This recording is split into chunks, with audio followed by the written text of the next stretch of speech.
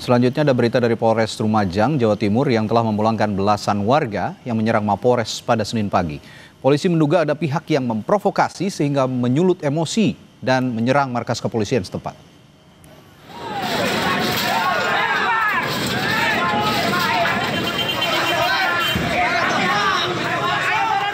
Puluhan warga menyerang markas kepolisian Resor Lumajang pada Minggu malam. Diduga penyerangan ini dilakukan terkait kematian tersangka kasus pencurian hewan ternak. Warga menduga tersangka kasus pencurian hewan ternak tewas akibat dianiaya oleh polisi. Polisi menangkap sekitar 18 orang yang diduga melakukan penyerangan dan perusakan Mapolres Lumajang.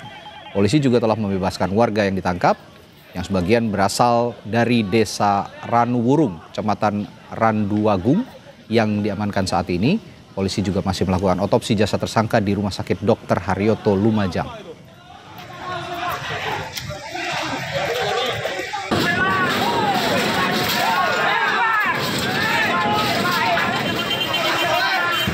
Kita mengamankan 18 orang pelaku penyerangan.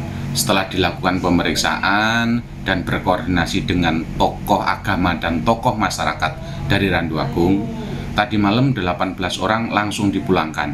Kita serahkan kepada kepala desa. Tadi malam itu berawal masyarakat itu diajak untuk melihat kondisi korban yang meninggal dunia, kondisi pelaku yang meninggal dunia di Rumah Sakit Bayangkara. Tetapi mereka terprovokasi untuk menyerang Polres.